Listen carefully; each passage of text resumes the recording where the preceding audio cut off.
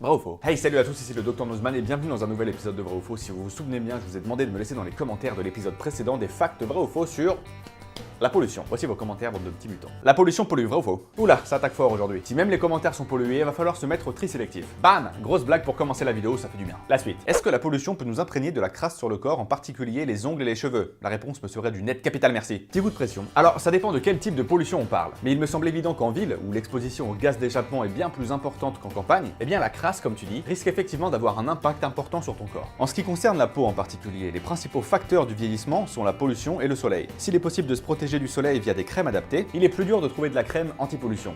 Ouais. Et au sujet de tes cheveux, ils sont également menacés, pas seulement par les gaz d'échappement. L'alimentation, les pesticides, l'eau, certains médicaments ou cosmétiques peuvent dégrader l'état de tes cheveux, et même de ton organisme tout entier. Et ça notamment via les perturbateurs endocriniens. Mais qu'est-ce que c'est? Un perturbateur endocrinien, aussi appelé PE, c'est une molécule ou un agent chimique composé qui agit sur l'équilibre hormonal de nombreuses espèces vivantes. Ça peut aussi bien perturber la croissance que le sommeil, l'humeur, la circulation sanguine, la vie sexuelle, etc. Ouais.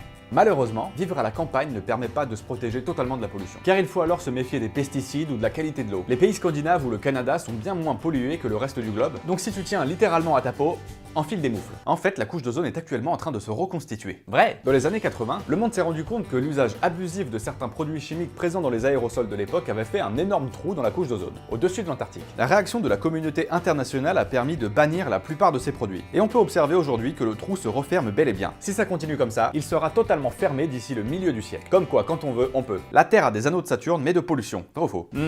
Faux. Il y a une énorme différence d'échelle entre les anneaux visibles de Saturne et les débris qui flottent en orbite de notre planète. S'il y a effectivement des zones spécifiques où il est possible d'observer dans notre ciel des objets envoyés par l'homme, il s'agit surtout de satellites en orbite géostationnaire, c'est-à-dire qu'ils suivent la rotation de la Terre, à la même vitesse que celle-ci afin de couvrir toujours la même zone sur notre planète. C'est notamment le cas pour les satellites météo ou de communication. Quand ils n'ont plus d'utilité, on leur change simplement d'orbite. Les différents satellites obsolètes et autres débris sont répartis sur des orbites trop éloignées pour que cela forme un anneau. Et la plupart finissent par retomber sur Terre en se consumant dans notre atmosphère au passage. Les plus gros débris sont suivis de près afin qu'ils ne percutent rien d'utile, comme la Station Spatiale Internationale par exemple. T'imagines si un débris vient là.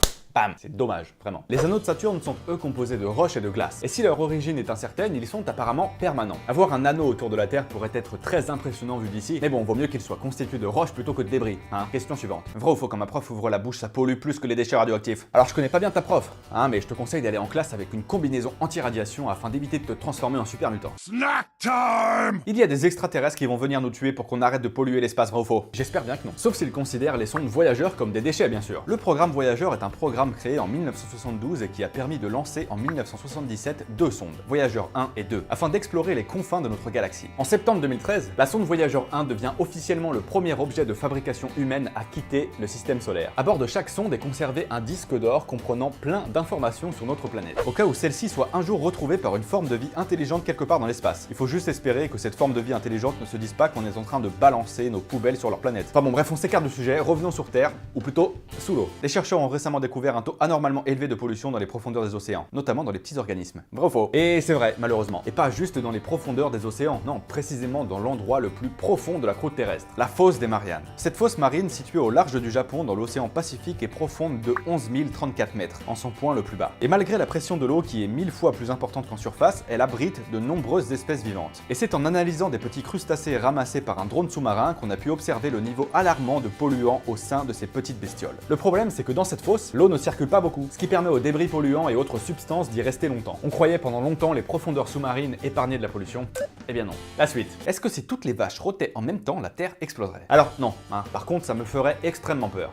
Non mais t'imagines un peu le truc? Bon, sinon même s'il existait une conspiration bovine mise au point par les vaches pour nous exterminer par la puissance de leur roe, il y a très peu de chances pour que ça produise une quelconque explosion. Pas déconner. Par contre, les vaches polluent énormément. Enfin, pas elles directement, va pas t'imaginer que les vaches roulent en Hummer customisé et balancent leurs canettes de bière partout dans la nature. Non. En fait, lorsqu'une vache émet un gaz, que ce soit en rotant ou bien par l'autre côté, tu vois le truc, un paix, eh bien ça émet une grande quantité de méthane. Et le méthane, c'est un gaz à effet de serre 25 fois plus puissant que le CO2. Du coup, les gaz émis par les vaches françaises représentent à eux seuls environ 5% des émissions de CO2 produites en France. Pour contrer ça, le monde agricole remet souvent en question l'alimentation des vaches afin de trouver le menu idéal qui limiterait ces flatulences ultra polluantes. Excellent! Est-ce possible d'envoyer les déchets nucléaires sur le soleil? Alors oui, c'est possible, mais surtout très coûteux, dangereux et surtout extrêmement difficile. Premièrement, dis-toi que charger des déchets nucléaires dans une fusée qui a des chances d'exploser au décollage, comme ça arrive parfois, c'est pas forcément la meilleure idée qui soit, si tu vois le truc. Ensuite, il est plus facile de quitter le système solaire que d'atteindre le soleil. Notre planète tournant autour du soleil à la vitesse de 30 km par seconde, il faudrait pour l'atteindre lancer une fusée qui irait à 30 km par seconde dans le sens inverse. Et ce, afin d'atteindre le soleil en ligne droite et ne pas le rater. Autant dire que c'est pas super évident comme manœuvre, hein. C'est pas juste un espèce de petit créneau. Et ça déjà j'y arrive pas. Pour l'instant, on va devoir trouver un autre moyen de s'occuper de nos déchets nucléaires. Il y a des pollueurs de YouTube. Nozman, c'est l'inverse. Ah, merci toi.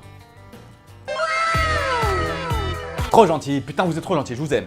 Certaines personnes ne supportent pas les ondes Wi-Fi radio, 3 petits points, ce sont des électro-hypersensibles, vrai ou faux? Vrai et peut-être faux, mais pas sûr, je t'explique. Une personne dite électrosensible ou électro-hypersensible, ou électro-giga-méga-hyper, non, c'est pas vrai, déclare être atteinte de symptômes qui selon elle seraient causés par des champs ou ondes électromagnétiques. Ces symptômes vont de la sensation de fatigue aux rougeurs cutanées, en passant par des nausées, l'angoisse, etc. Le problème c'est que si ces symptômes ont été reconnus comme réels par l'Organisation mondiale de la santé, l'OMS, aucun lien n'a été établi avec l'exposition aux champs et ondes électromagnétiques. En fait, des essais cliniques ont été menés sur des personnes soi-disant atteintes par ces sensibilités électromagnétiques en les exposant tour à des champs réels, mais également des champs factices. Et dans la quasi-totalité des situations, les patients étaient incapables de distinguer les uns des autres. À partir de là, on pense que l'électrosensibilité résulte en fait d'un effet nocebo. Un effet nocebo, c'est quand une personne s'auto-convainc que quelque chose va lui nuire alors que ce n'est pas le cas. C'est souvent la crainte inspirée par les éventuels effets sur la santé que peuvent avoir les champs électromagnétiques qui provoquent cette réaction chez les gens. Et donc le coupable dans tout ça, ce serait notre cerveau. Traître. Bon, et alors pour ce qui est de mettre des plantes grasses dans vos maisons parce qu'elles absorbent soi-disant les ondes, vous pouvez oublier. C'est joli, mais ça sert à rien. C'est dommage. Est-ce qu'il y avait de la pollution à l'époque des dinosaures? Oui, en quelque sorte. On parlait tout à l'heure des flatulences des vaches. Alors imagine ce qu'un pet de dinosaure peut produire comme méthane. Des scientifiques suggèrent que cette production incroyable de gaz à effet de serre a peut-être été l'un des facteurs clés pour le maintien du climat chaud qui régnait sur Terre il y a 150 millions d'années. Dire que des pets de dinosaures pouvaient réchauffer la planète tout entière à ce point, ça devait pas sentir la rose à l'époque. La suite. Dans le futur, la plupart des enfants naîtront avec des mutations à cause de la pollution, vrai ou faux? Vrai, mais alors sûrement pas des mutations à la X-Men et tout, hein, non, loin de là. On parlerait plutôt de cancer, de problèmes cardiaques, pulmonaires, etc. Il a été prouvé qu'une exposition prolongée à la pollution transformait l'ADN des gens, et ce notamment en Chine, où de nombreuses villes sont largement au-delà du seuil recommandé. Un lien a par exemple été établi entre l'exposition à la pollution de mères enceintes et le développement d'anomalies chromosomiques chez le fœtus. Des anomalies qui favoriseraient notamment le développement de cancers. Et même si le risque que des cancers apparaissent véritablement est difficile à estimer, il est important qu'à long terme des mesures soient prises afin de protéger les générations futures, afin que les enfants ne se retrouvent pas à payer le prix de nos erreurs passées. Hein? Petit coup de gueule. Hein? Non mais ça va bien hein, maintenant. La pollution peut faire neiger. Après on peut faire des bonhommes de pollution. Chouette, vrai ou faux? En parlant des enfants qui en paient le prix, c'est malheureusement vrai. Bon, pas de panique, hein, ce n'est en principe pas dangereux pour la santé. C'est juste le processus de formation de cette neige qui est lié à la pollution. Elle voit en fait le jour en se formant à partir des particules fines rejetées dans l'atmosphère par les usines ou les cheminées de particuliers. Après, je serais toi, j'éviterais quand même de jouer trop avec ça, hein, on sait jamais. Question suivante, merci. À cause de la pollution lumineuse, on voit de moins en moins les étoiles, vrai ou faux? Vrai! En ville, l'éclairage urbain et les nuages formés par l'industrie empêchent l'observation d'étoiles dans le ciel nocturne. Mais la pollution lumineuse n'impacte pas seulement l'astronomie. Le gaspillage d'énergie lié à l'éclairage public est souvent montré du doigt, et l'impact de cette lumière sur l'écosystème également, que ce soit la faune ou la flore. Perturber le cycle jour-nuit d'un animal, forcément ça lui fait pas du bien. Certaines espèces se voient obligées de changer d'habitat parce qu'elles sont chassées par les lumières de la ville, et bien souvent à leur détriment. Le docteur Thomas Midgley est le principal responsable de la pollution dans le monde, vrai ou faux? C'est en quelque sorte vrai. Thomas Midgley Jr. était un ingénieur américain, ayant déposé plus de 170 brevets. Il a passé sa vie entière à inventer toutes sortes de choses. Malheureusement, parmi ses inventions les plus importantes, on trouve le plomb tétraéthyle et les chlorofluorocarbures. En gros, le premier est un additif pour carburant extrêmement polluant, et les seconds furent présents pendant plusieurs dizaines d'années dans les aérosols, les systèmes de climatisation, et sont en grande partie responsables du trou dans la couche d'ozone, comme je le disais tout à l'heure. Pour résumer, les inventions principales de Thomas Midgley sont responsables d'une grande partie de la pollution de notre planète. Et même si certaines de ces inventions sont depuis interdites, leurs effets perdureront pendant encore des centaines d'années. L'ironie du sort, c'est qu'à la fin de sa vie, Monsieur Midgley fut atteint de poliomyélite, une maladie provoquant la paralysie quasi totale des membres inférieurs de son corps. Il conçut alors un système de harnais pour l'aider à entrer et sortir de son lit. Mais on le retrouve à mort le 2 novembre 1944, étranglé par accident dans les câbles de son invention, victime de son ingéniosité. Est-ce qu'un singe mort pollue?